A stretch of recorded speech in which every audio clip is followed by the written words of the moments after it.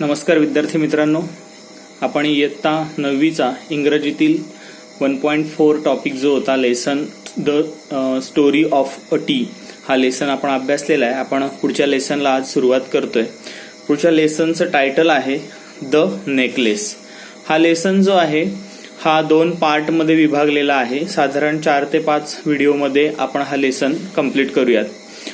हा लेसन सुरू करण्यापूर्वी त्याची थोडीशी प्रस्तावना आपण करून घेऊया. प्रस्तावनेमध्ये साधे साधे प्रश्न विचारलेले आहेत, पण त्या व्यतिरिक्त आपण वेगळ्या प्रकारे या धड्याची प्रस्तावना करू शकतो.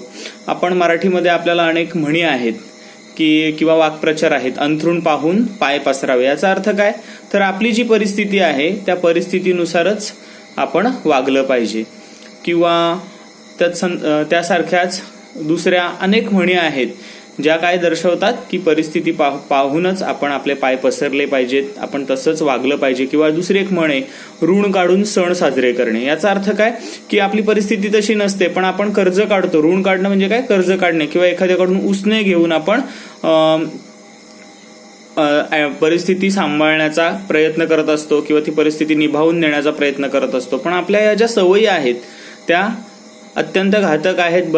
कधी कधी या अशा प्रकारे उसनवारी करून आपली गरज भागवण्याच्या ज्या सवयी आहेत त्या आपल्याला अडचणीत आणू शकतात. तर द नेकलेस नावाचा हा जो लेसन आहे याच्यामध्ये युरोपातील 17व्या शतकातील महिला कशा प्रकारे अरिस्टोक्रॅटिक लाईफ जगू पाहत होत्या, जे आपण नाहीत ते दाखवण्याचा प्रयत्न त्या काळात केला जायचा.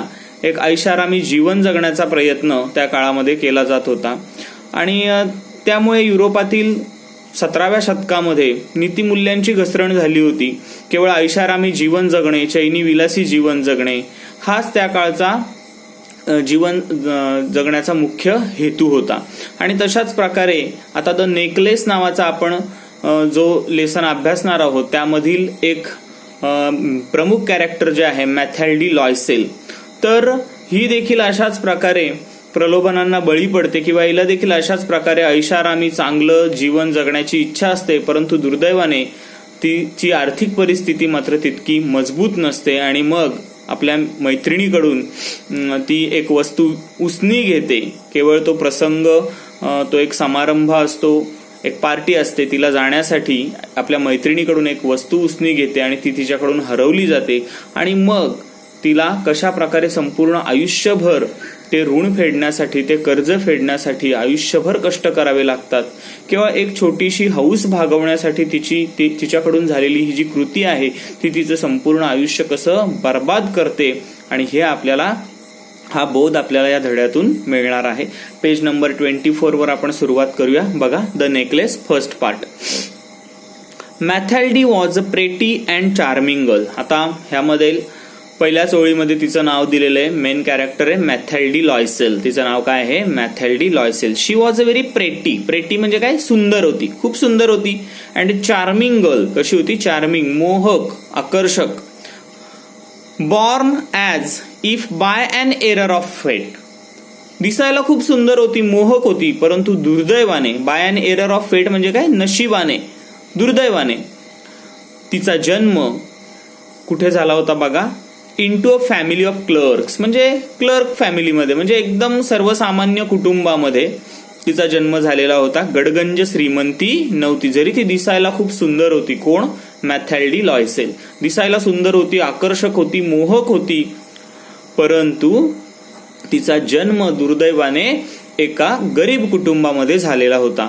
शी had no means of becoming known, understood, loved or to be wedded to an aristocrat. आता ती जरी दिसायला सुंदर होती तरी तिची परिस्थिती मात्र तशी नव्हती. का, she had no means of becoming known. त्यामुळे कोणी तिची बिकमिंग नोन म्हणजे दखल घेणे, एखाद्या व्यक्तीने आपली दखल घेणे, परंतु तिची कोणी दखल घेऊ शकणारं नव्हतं. अंडरस्टूड, लव्ड, तिच्यावर कोणी प्रेमही करू शकणारं नव्हतं. Or B वेडेड to an अरिस्टोक्रॅट. अरिस्टोक्रॅट म्हणजे उच्चवर्गीय श्रीमंत व्यक्तीशी तिचा विवाह होणं देखील शक्य नव्हतं, कारण ती गरीब कुटुंबामध्ये जन्माला आलेली होती.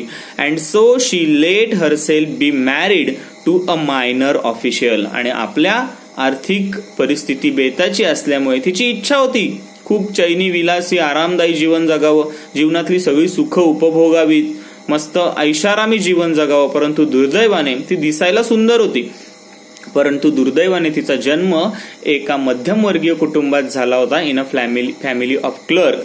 आणि त्याच्यामुळे तिच्या या सगळ्या इच्छा आशा आकांक्षा पूर्ण होणाऱ्या नव्हत्या.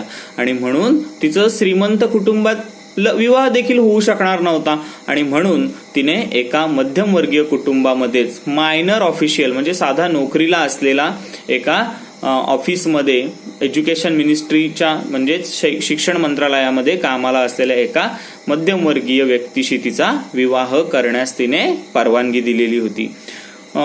So she let herself be married to a minor official. आणि म्हणून या आर्थिक परिस्थितीमुळे, बेताच्या आर्थिक परिस्थितीमुळे तिने स्वतःला एका साध्या नोकरीला असलेल्या व्यक्तीशी लग्न करण्यास तिने परवानगी दिली, स्वतःलाच परवानगी दिली. And the ministry of the education, जी व्यक्ती कुठे कामाला होती तिचा नवरा at the ministry of education, शिक्षण मंत्रालयाच्या एका विभागामध्ये तो कारकून म्हणून काम करत होता. शी ड्रेस्ड प्लेनली, ती अत्यंत साध्या पद्धतीचे कपडे घालायची. Because she had never been able to afford anything better. का साधे कपडे घालायची? कारण तिची आर्थिक परिस्थिती. She had never been able to afford म्हणजे परवडणे. Never been able to afford म्हणजे तिला हे परवडणारं नव्हतं. जे साधे कपडे घालायची, उच्चभ्रू कपडे तिला परवडणारे नव्हते, फॅशनेबल कपडे तिला परवडणारे नव्हते. शी सफर्ड एंडलेसली, ती सतत दुःखी असायची. सफर्ड म्हणजे दुःखी असणे, एंडलेसली म्हणजे निरंतर, पाहावं तेव्हा ती दुःखी असायची. Feeling she was entitled to all the luxuries of life. तिला असं वाटायचं she was entitled, she was able. Entitle म्हणजे पात्र असणे, लायबल असणे एखाद्या. Feeling she was entitled to all luxuries of life, की जीवनातल्या तिला असं वाटायचं की मी खूप सुंदर आहे, मोहक आहे आणि त्यामुळे जीवनातली सगळी सुख मला उपभोगायला मिळाली पाहिजेत, त्यांसाठी मी पात्र आहे असं तिला वाटायचं. जीवनातलं सगळ्या लक्झरीज म्हणजे ऐशाराम सुविधा आपल्याला मिळाव्यात, त्यांसाठी आपण पात्र आहोत असं तिला वाटायचं. She suffered because of her shabby poorly furnished house. तिला आणखी दुःख का व्हायचं?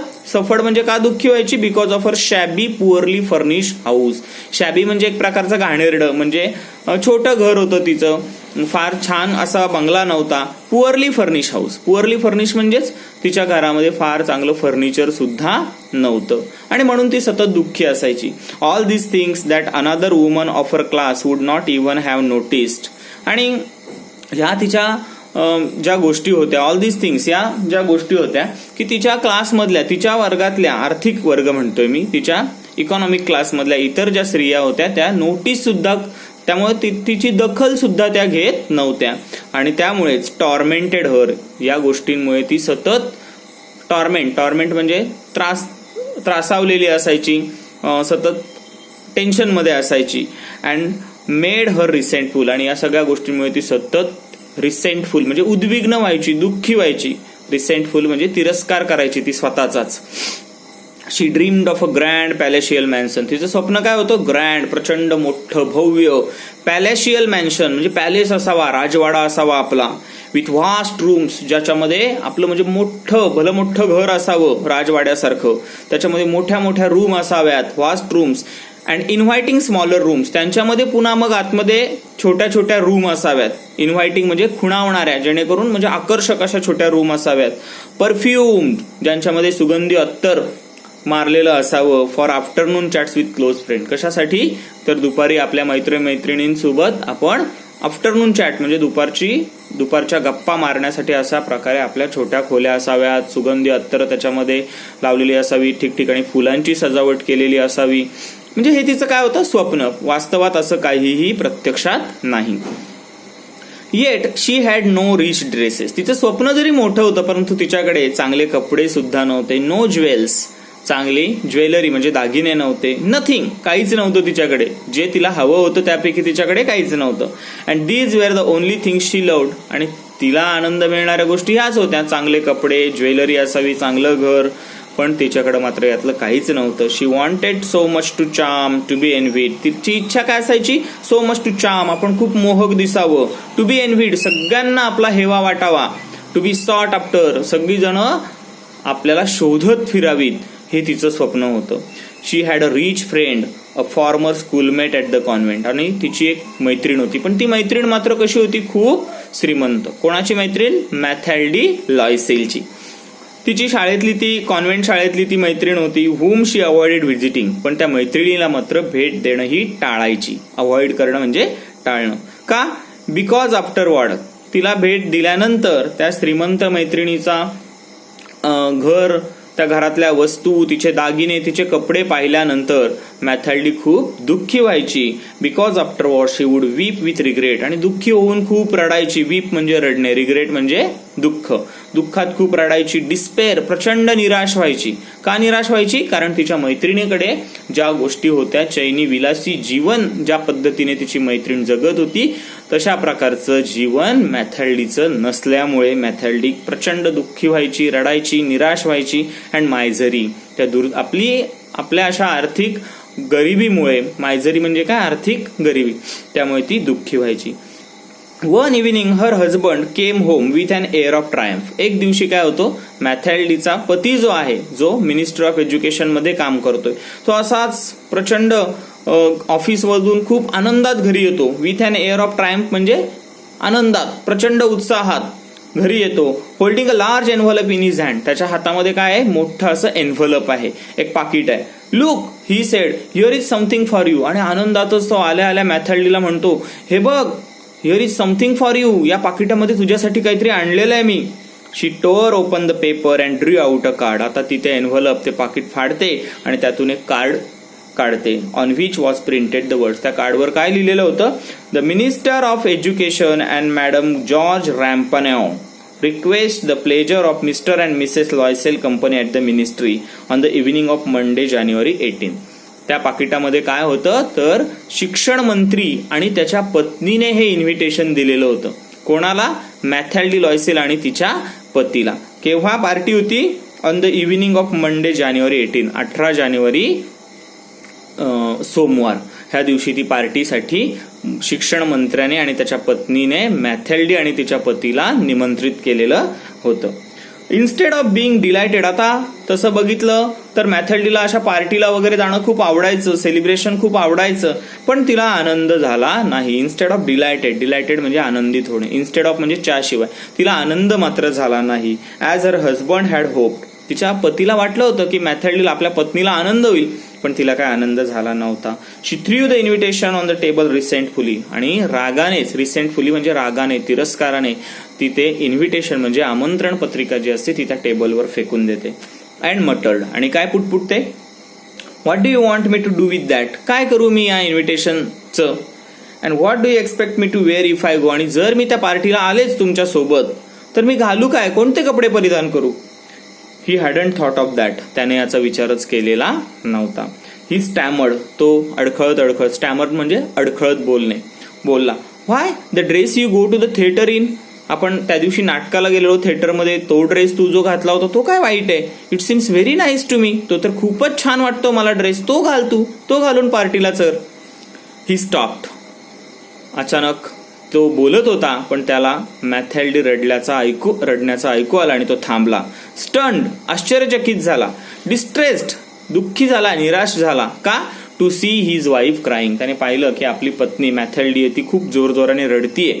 तो थांबला. ही स्टटर, पुन्हा अडखळत तोत्र तो बोलू लागा. What's the matter? Let's see Mathilde. काय झालं बरं? हे बघ. How much would a suitable dress cost. तू रडणं थांबव. चांगला प्रकारचा पार्टीसाठी आवश्यक असणारा ड्रेस कितीला बरं येऊ शकतो? शी थॉट फॉर अ मोमेंट. आता थोडा वेळ ती रडायचं थांबली, विचार करू लागली. कॉम्प्युटिंग द कॉस्ट, मनातल्या मनात की बऱ्यापैकी ड्रेस आपल्याला पार्टीला जाण्यासाठी किती पैशाचा घेता येईल तिने मनातल्या मनात विचार केला. And also wondering what amount she could ask for without an immediate refusal. आणि मनातल्या मनात विचार करू लागली की किती अमाऊंट आपण आपल्या पतीला सांगावी जेणेकरून तो नकार देणार नाही. विदाउट रिफ्युजल म्हणजे आपल्या मागणीला नकार देणार नाही. किती पैसे आपण त्याला सांगावेत की जेणेकरून तो तयार होईल. At last she अँसर्ड hesitantly.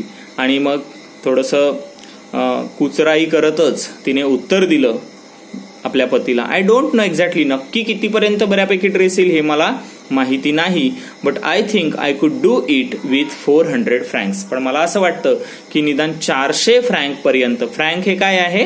फ्रान्समधलं चलन आहे. ही जी गोष्ट आहे ही फ्रान्समधले चलन काय आहे? फ्रँक. आणि ती म्हणते की 400 फ्रँक पर्यंत बऱ्यापैकी ड्रेस येऊ शकेल, जेणेकरून मी तो पार्टीला घालू शकेल.